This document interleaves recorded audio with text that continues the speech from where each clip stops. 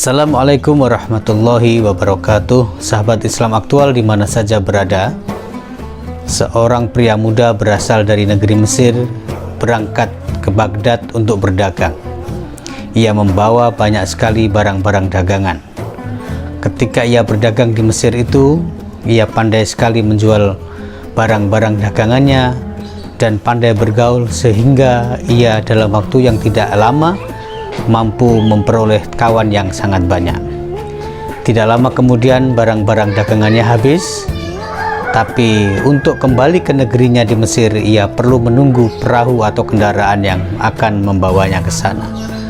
Maka dalam masa penantiannya itu dia kembali bergaul dengan banyak orang di kota Baghdad. Pada satu ketika ia bermimpi menikahi putri seorang hakim atau kadi yang baru saja diangkat. Oleh karena dia telah memiliki banyak teman di Baghdad, maka ia menceritakan mimpinya itu kepada kawan-kawannya yang baru dikenal atau yang sudah menjadi akrab. Rupanya mimpi itu segera tersiar dan hakim atau kadi yang baru diangkat itu mendengar cerita tentang mimpi saudagar muda yang berasal dari Mesir itu. Maka datanglah ia kepada anak muda itu lalu mengatakan, "Wahai saudagar muda, benarkah engkau telah bermimpi menikahi putriku?" Pemuda ini menjawab, "Betul wahai Tuan Kadi. Kalau begitu bayarlah mahar untuk pernikahanmu dengan anakku." Pemuda ini kaget lalu mengatakan, "Bukankah aku hanya bermimpi? Bagaimana aku harus membayar mahar bagi anakmu?" "Aku tidak peduli, pokoknya engkau harus membayar mahar bagi anakku." Kadi itu kemudian merampas semua harta yang dimiliki oleh saudagar muda dari Mesir itu, sehingga tidak tersisa dari hartanya kecuali pakaian yang menempel pada tubuhnya. Bahkan ia pun terusir dari rumah yang ia sewa atau rumah yang ditinggali selama di Baghdad itu. Kemudian ia pergi ke berbagai tempat meminta-minta untuk memperoleh makanan, dan datanglah ia kepada seorang perempuan tua penjual kopi. Kepada penjual kopi ini dia meminta sesuatu dan diceritakan apa yang terjadi. Lalu perempuan tua itu mengatakan, "Tinggallah di sini wahai anak muda, makanlah bersamaku dan aku akan mencarikan solusi atas apa yang engkau alami." Rupanya pemuda ini di samping meminta-minta ke sana kemari juga berusaha untuk mencari jawaban atas apa yang dia alami, tapi tak seorang pun yang mampu memberikan solusi atas peristiwa atau masalah yang dia alami tersebut. Maka perempuan tua itu akhirnya mengantarkan lelaki muda ini kepada Abu Nawas. Diceritakanlah apa yang sesungguhnya terjadi, dan kemudian Abu Nawas mengatakan, "Wahai anak muda, aku akan membantumu, dan maukah engkau bercerita seperti ini apa adanya ketika nanti engkau aku hadapkan kepada Baginda Harun ar-Rasyid?" Pemuda itu menyanggupi, dan kemudian pulanglah mereka berdua. Setelah kepulangan kedua tamunya itu, Abu Nawas memanggil murid-muridnya. Ia mengatakan, "Wahai murid-muridku, ambillah cangkul, ambillah golok, ambillah semua peralatan pekerjaan yang kamu punya." "Untuk apa wahai Tuan Guru Abu Nawas?" tanya salah seorang muridnya. Abu Nawas mengatakan, "Kerjakan saja.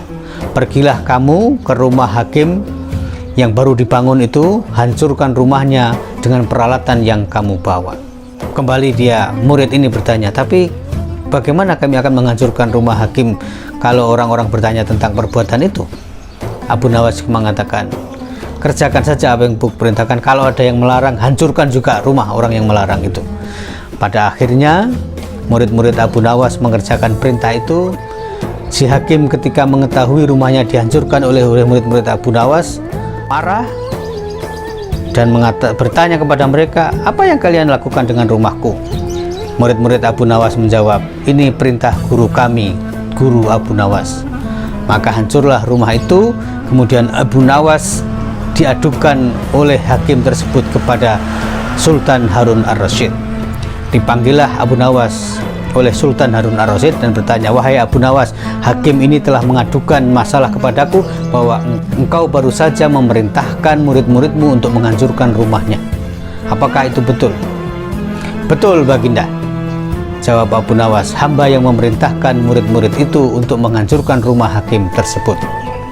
Lalu kenapa engkau melakukannya? Tanya Harun ar-Rasyid.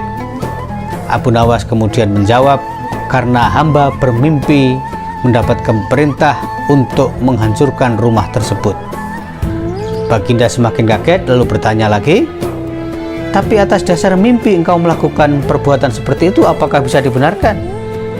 Ya, karena hamba melakukan ajaran yang diajarkan oleh hakim itu. Maksudnya bagaimana? Maka diceritakan oleh Abu Nawas tentang peristiwa seorang pemuda dari Mesir tadi yang hartanya dirampas oleh hakim karena pemuda tersebut bermimpi telah menikahi putri dari hakim tersebut. Mendengar cerita Abu Nawas, Baginda Harun ar-Rasyid kemudian bertanya kepada Abu Nawas, apakah engkau bisa menghadirkan pemuda yang kau ceritakan itu?